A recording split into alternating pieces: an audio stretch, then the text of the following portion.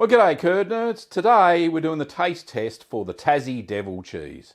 Rah! Now, I called it Tassie Devil. Excuse me for that weird facial gestures. I called it the Tassie Devil cheese because it's got Tasmanian mountain pepperberries all throughout. And I was quite liberal in the fact of adding them to the curds.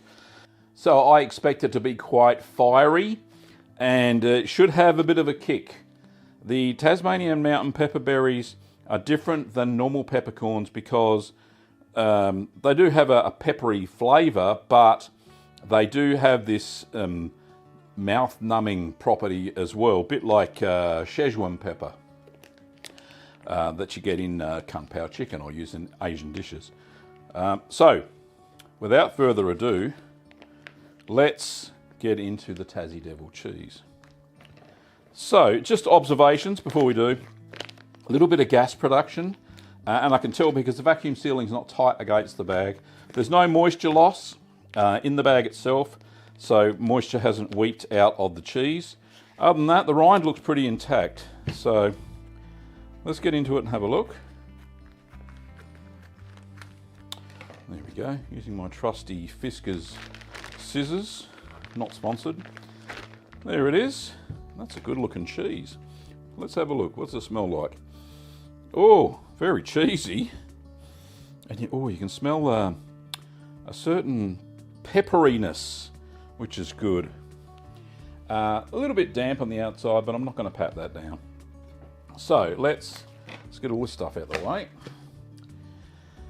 Let's cut into the cheese, shall we?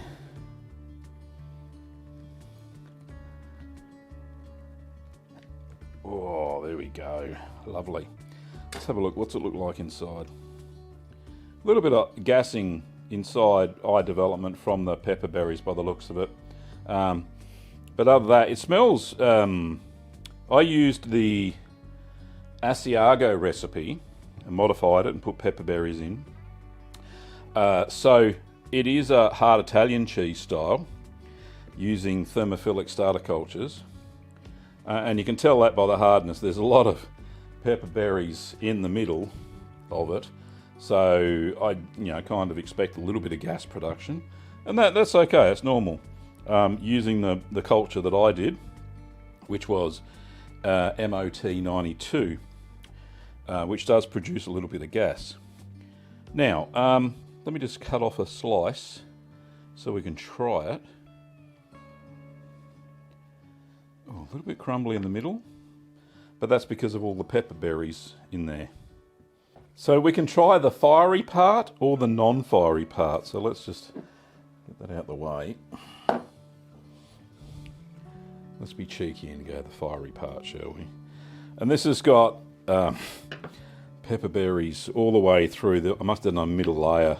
It's been a while ago, January. It's half a year ago before. Anyway, it's got a lot of pepperberries in the middle. So let's test it out, shall we?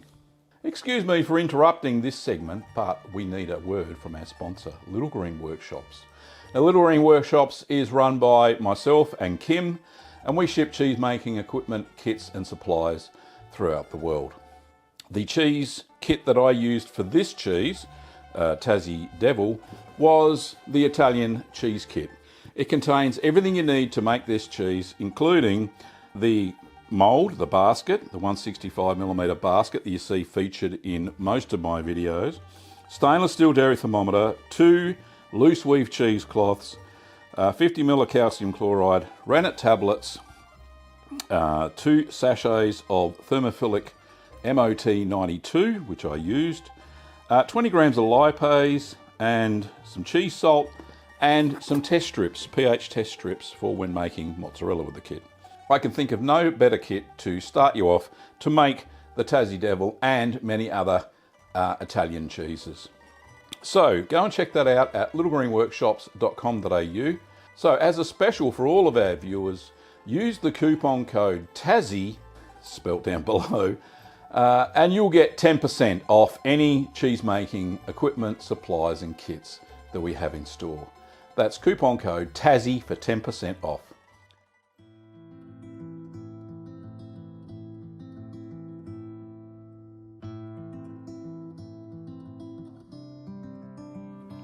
Oh.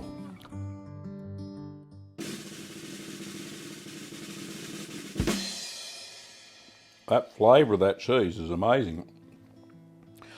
And the kick, it's not pepper that you're used to. It's a native Australian bush tucker. But it still does have a pepper in it. It's kind of clear on my nose a little bit. It's very similar to Szechuan pepper.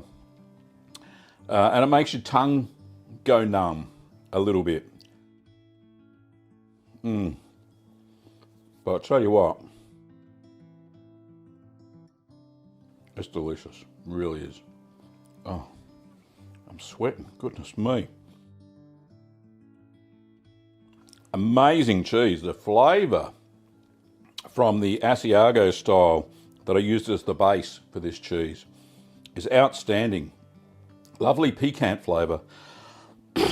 It's, hang on a minute. The flavour is beautiful, hard Italian cheese style. Lovely flavour indeed. The pepper berries just add a little bit extra kick.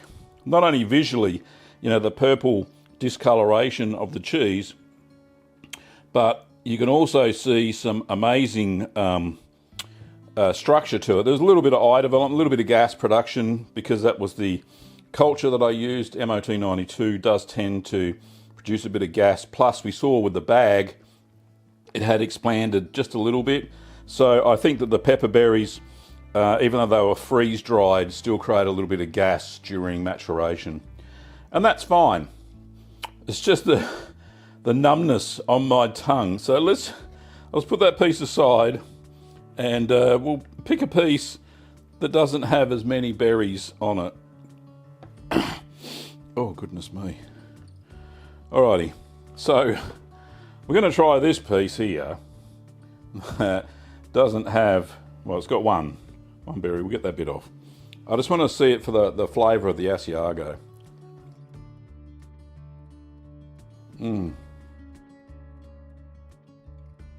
That is a beautiful, creamy, but there's a strongness to it. The piquant, spicy flavour. That is amazing. Beautiful cheese. Yeah, very, very nice indeed. So, Tasmanian pepperberry cheese. Let me just finish this. I can still taste the pepperiness. It's a delightful cheese. Really, really nice. Presents well too. So, great looking structure to it. Including the, a little bit of gas development from the berries themselves. But overall, I'm very impressed with the Tassie Devil cheese that I've called it. You can pick up the pepper berries in most gourmet spice shops, a lot online. They're reasonably priced. You probably only ever make this cheese once.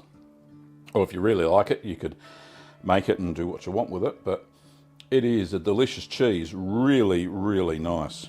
So well worth making the Tassie Devil, as I've called it, which is basically Asiago style with Tasmanian pepper berries. Thanks for watching, Curd Nerds. If you want to pick up the recipe, I'll put a recipe card down in the description below for Tassie Devil. Or if you want to see that recipe and many others, go and check out Keep Calm and Make More Cheese, and the link for that book is down in the description below as well. And you'll find there's 72 other recipes within that book that you can cut your chops on, becoming a curd nerd. Anyway, thanks for watching, Curd Nerds, and I'll see you next time.